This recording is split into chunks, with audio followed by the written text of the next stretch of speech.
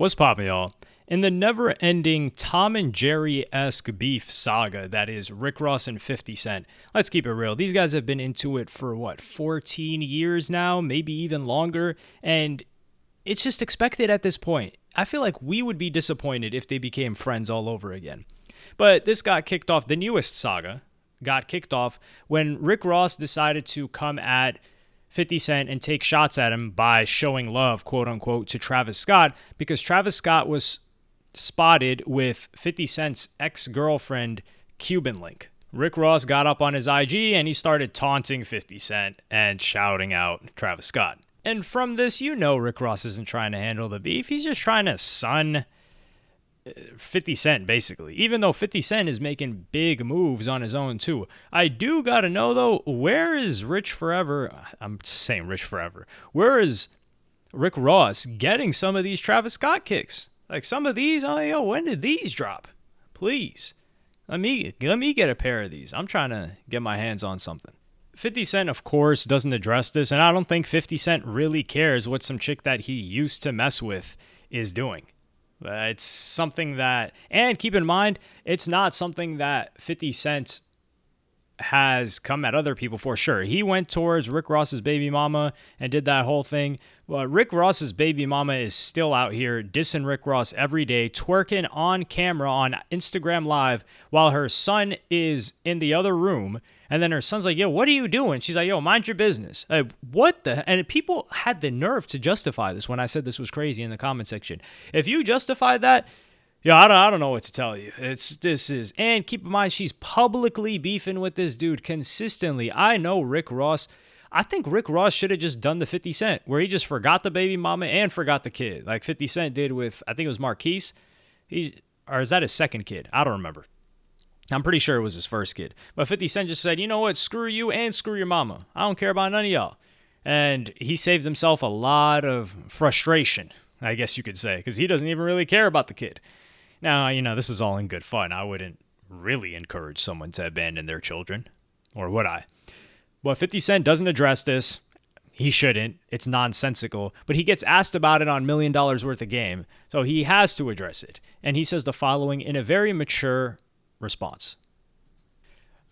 After listening to this, I feel like I listened to a bunch of nothing, and I know I'm not the only person that feels that way. One of the funny things that 50 Cent mentioned is like, yo, this guy Rich, why is he cutting his own grass?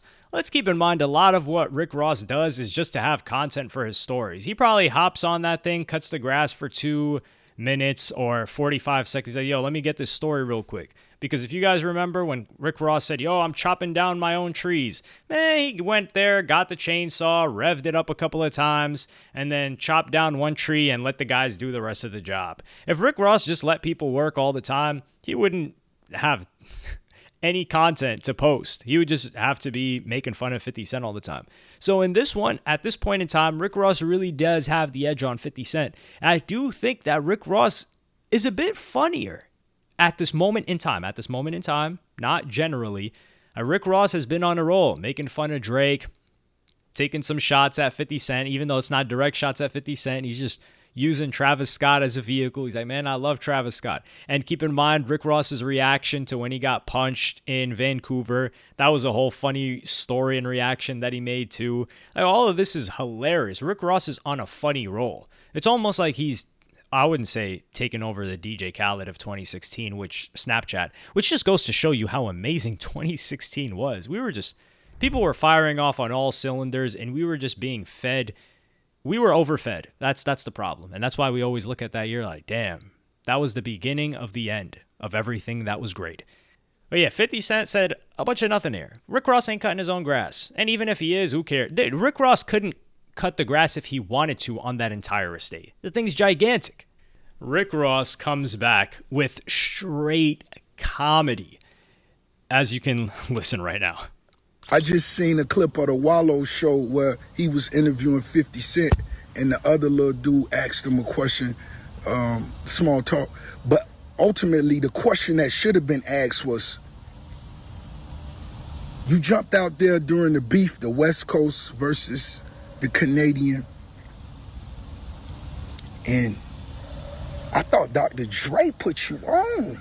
I thought Dr. Dre was the set.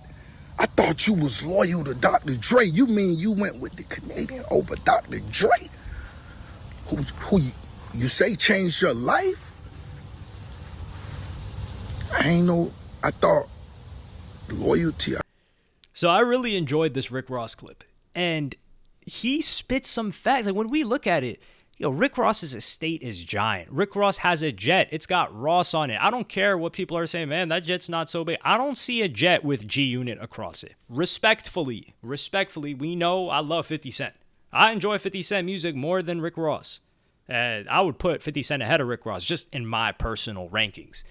So that's neither here nor there. But he's spitting. And then he says, oh, you're hating I got a jet. I got this. We can't argue. How is Rick Ross getting this crazy amount of money? I don't know. But you don't keep that up without consistently making a ton of money over years. And he got this property way, way, way back for relatively cheap. But I like the shots that he's taken at Gilly, just at Wallow and that other dude. That was funny. I don't know why Gilly got shots thrown at him, and Gilly even responded in the comment section saying, what I do, your beef is not with me. And Rick Ross, this is where I'm saying, like, Rick Ross, he kind of got it a little bit, where he made the point about Dr. Dre or the West Coast. And he was saying, you were kind of on Drake's side a little bit in the beef with Kendrick Lamar. And this is a good point that he made, because this happened earlier in July. And people were accusing him of betraying Kendrick Lamar because he took a photo with Drake. And in the photo, he captioned it, brainstorming last night, me and Drake gonna get the movie rolling. Biggest ting on your TV, green light gang. And bunch of people in the comments, they were not too happy with this. Rare 50 Cent L. You see a bunch of not like us in the comments. Even in other comment sections, you saw things like the Dr. Dre mentioned. Some people were saying, nah, 50, he ain't it. That's Kendrick's Ja Rule. Someone said, this might be the first 50 Cent L ever. How you side with dude who lost and dude who won is aftermath. Bad look. And someone else says, this weird as hell to me because if you fraternize with the enemy, 50 cutting you loose. This applied to his own son as well. This is a very, very good point. And Kendrick Lamar is, or that whole camp, Aftermath, is close with Drake. Or not close with Drake, is close with 50. And then someone tried to defend 50 saying they both dislike Rick Ross. But I know 50 has nothing against Kendrick. They're cool.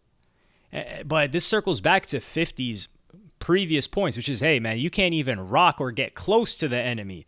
Somebody that doesn't mess with our team. And our team is Aftermath, Dre. Kendrick Lamar is part of that. Even though they haven't really worked together, that's still Aftermath. And it's America versus Canada. Let's keep it real here. So 50 Cent was just trying to do business, but Rick Ross got him on this point here. And this is why I think 50 Cent fell back a little bit. 50 Cent hasn't responded to this take by Rick Ross. But 50 Cent has a point when he says that Rick Ross is getting covered in the hip-hop blogs. What 50 Cent is doing is getting covered in mainstream news or bigger news outlets. But that's because what 50 Cent is doing is in Hollywood. Rick Ross isn't doing that. He doesn't have a production studio. He's not making TV shows and movies, and that's not the main thing that he's doing. He's still intimately involved in hip-hop and hip-hop adjacent. And I think that's where Rick Ross likes to be. If he wanted to do otherwise, we don't know. We don't know how that would pan out. But I don't think that's such a great point. But I do love the fact that Rick Ross never gets tired of promoting, like, my God, that liquor is everywhere. And then he uses this opportunity, baiting 50 Cent, even though Gilly and Wallow were the ones that asked the question. But him putting that out there gets people in hip-hop to ask 50 these things, to where 50 Cent has to give some sort of response. And then he starts promoting this Tyson versus Holyfield 3 at the Promised Land. And then he says, cut the grass so the snakes can show, in one post. Then he puts another flyer, Thrilla in Manila. I think the funniest thing is when he said, yo, these are the people that I want to have hosting it. Kevin Hart, Snoop Dogg, and Academics. That's one of the most hilarious lineups. Can you even imagine those three people at a desk or at a table? What would the commentary even be like? Who would try to talk over the other person? Who would be making fun of the other person at the table? How would they handle it? That's a hilarious setup. Hopefully, though, that fight doesn't end up happening. The Jake Paul versus what's his name? Mike Tyson. I said, what's his name? I was thinking I said Mike Tyson first, and then I'm thinking of what's his name for Jake Paul. I would never forget Mike Tyson. Come on, let's be real here. So this would be entertaining. Him actually having the fight. I don't know if that's real or if it's just a troll, but it's something that I could see Rick Ross doing. As you can see, he's even in this next clip that Academics posted. He's showing out his whole space in his yard. This is where I want to have the ring at in Thriller of Manila. Right in my front yard. We got acres and acres and acres. It'll be right here in the front yard. You understand what I'm trying to say? This is where we'll put it at, right here. We'll put it right here. This is where I want it at. Thriller and Manila. I have 15,000 people right here, just right here in the front yard for the car show. This is where we're going to put it at.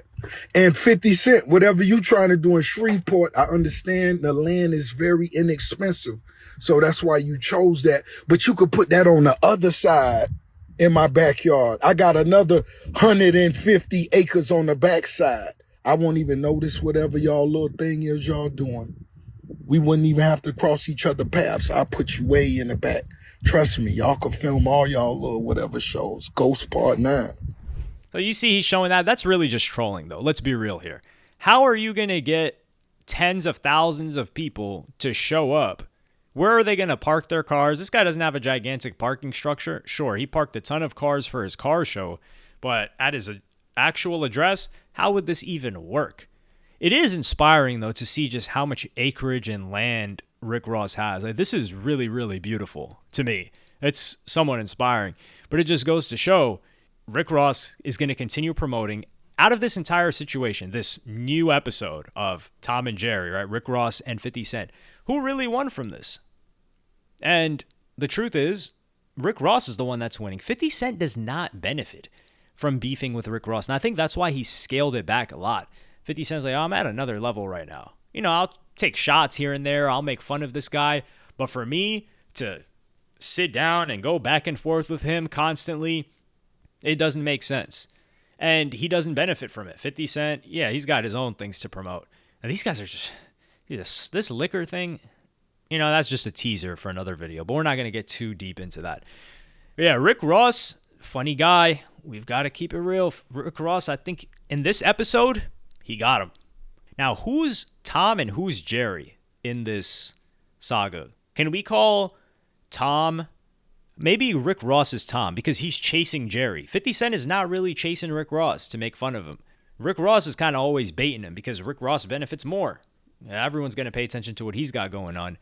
And Rick Ross, like I said, genuinely hilarious guy. I hope he's like this off camera. I hope he's not really serious and then he just turns this on for the camera. But let me know what you guys think about this in the comments. And also the most important comment you will make today. Who is Tom and who is Jerry? 50 Cent, Rick Ross. Let me know, because this is what we're going to call them, Tom and Jerry. Every time there's an episode, we've got like a couple seasons by now if we look back in history. Let me know in the comments. Like and subscribe and hit the notification bell if you enjoyed. Follow me on Twitter and Instagram. Thank you for watching. Peace.